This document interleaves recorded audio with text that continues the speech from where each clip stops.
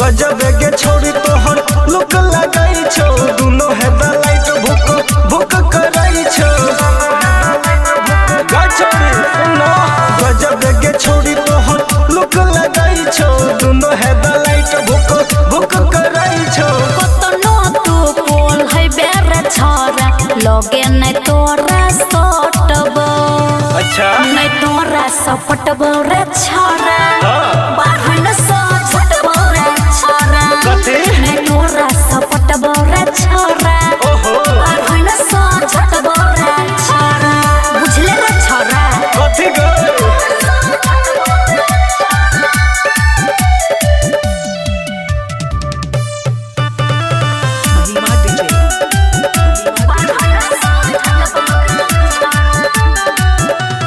छाती से ओढ़नी सर कई छो तोरा बोद पकर बहुसाइन के हमरा पलायन मरबे रे छोरा त भरे पड़तौ फाइन रे बुझले रे छोरा भर देबे गे की कहले छाती से ओढ़नी सर कई छो तोरा बोद पकर बहुसाइन के हमरा पलायन मरबे रे छोरा त भरे पड़तौ फाइन रे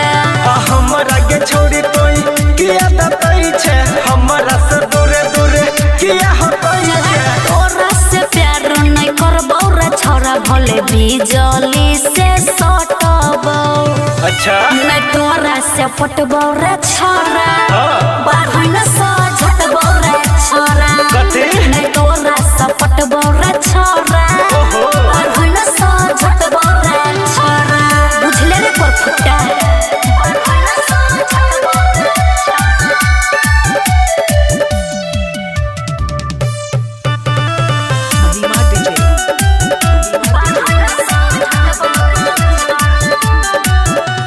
हमरा सपत जो सुनै गे छोड़ी जैतो जवानी खेल गे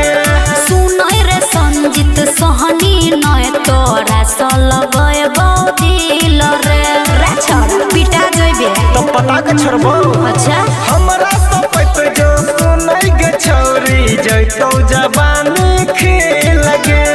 सुनै रे संजीत सहनी नै तोरा स लगैबौ दिल रे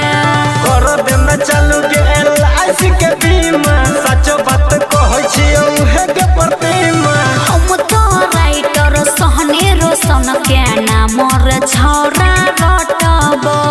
अच्छा नै तोरा स पटबौ रे छोरा बाहन स झटबौ रे छोरा कथी नै तोरा स पटबौ रे छोरा ओहो बाहन स झटबौ रे छोरा भगवे कि ने कुत्ता कह के